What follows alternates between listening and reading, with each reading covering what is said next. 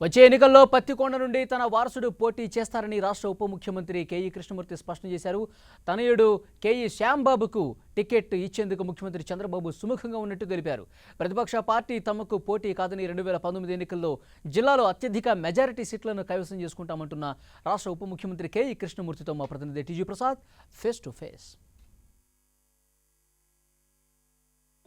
2019 ఎన్నికల్లో K E Krishnamurthy వారసుడుగా K E Shyam Babu Pattikonda నియోజకవర్గంలో పోటీ చేయబోతున్నట్లు సమాచారం అందుతుంది. అదేవిధంగా దాదాపు పత్తికొండ నియోజకవర్గంలో విస్తృతంగా ప్రచారం చేసుకుంటూ నిరంతరం ప్రజల్లో ఉంటూ ప్రచారం చేసుకుంటున్న శ్యాంబాబు 2019 ఎన్నికల్లో తన వారసుడుగా రాబోతున్నాడు.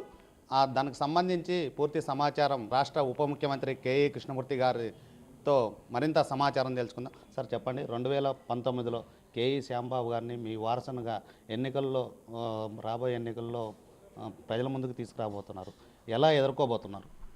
రాబోయే ఎన్నికల్లో 2019 రాబోయే ఎన్నికల్లో శ్యాంబాబు నా కుమారుణ్ణి పత్తికొండ కాన్స్టిట్యున్సీకి అభ్యర్థిగా నిలబెట్టాలని చెప్పి నేను సీఎం గారితో మనవి చేసుకున్నప్పుడు సీఎం గారు సుముఖంగా ఒప్పుకున్నారు.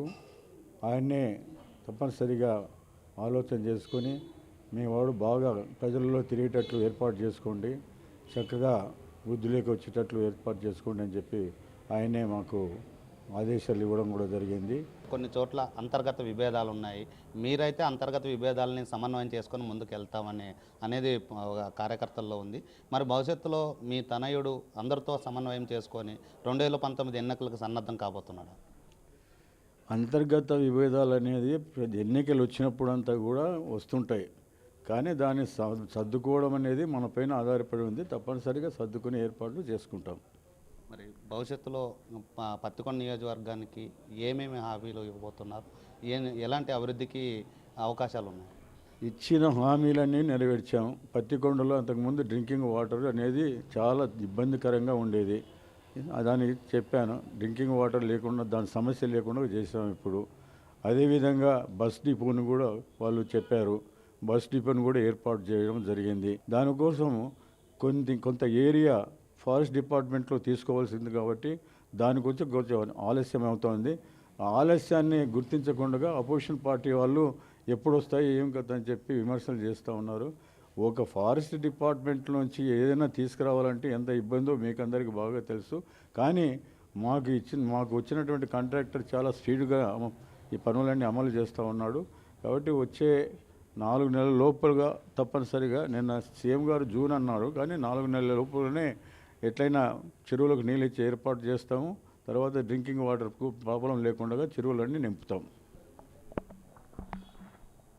పత్తికొండ నియోజకవర్గం 2019 ఎన్నికల్లో బీసీ కాన్సెప్ట్తోనే 2019లో జెండా ఎగరవేస్తామని శ్యాంబాబు అందరితో కలిసి సమన్వయం చేసుకొని 2019లో ఖచ్చితంగా విజయం చేకూర్చే విధంగా తమ ప్రయత్నం కొనసాగిస్తున్నాము. ప్రత్యర్థులు చేసే అసత్య ప్రచారాలకి ఎలాంటిది భయపడాల్సిన అవసరం లేదని, టీడీపీలో ఉన్న అంతర్గత విభేదాలను కానీ పూర్తి స్థాయిలో చర్చించి 2019 ఎన్నికల్లో శ్యాంబాబుని విజయకేతం ఎగిరించే విధంగా తమ వంతు కృషి చేస్తామని, ఏదైతే తెలుగుదేశం పార్టీ పత్తికొండ నియోజకవర్గం కంచుకోటగా ఉందో ఆ కంచుకోటని భవిష్యత్తులో మళ్ళా 2019లో ఎన్నికల్లో ఎగరేయబోతున్నామని, ఎలాంటి సమస్యలు ఉన్నప్పటికీ అందరితో సమన్వయంతో కలిసి 2019 ఎన్నికల్లో శ్యాంబాబుని ఎమ్మెల్యే అభ్యర్థిగా పోటీ చేసి ఖచ్చితంగా గెలిపించి రాష్ట్ర ముఖ్యమంత్రి చంద్రబాబుకి కానుకగా ఇవ్వబోతున్నట్లు రాష్ట్ర ఉప ముఖ్యమంత్రి కేఈ కృష్ణమూర్తి గారు తెలియజేస్తున్నారు. కెమెరామెన్ ఎల్లాగౌడ్తో టీజీ ప్రసాద్, 10 టీవీ, కర్నూలు.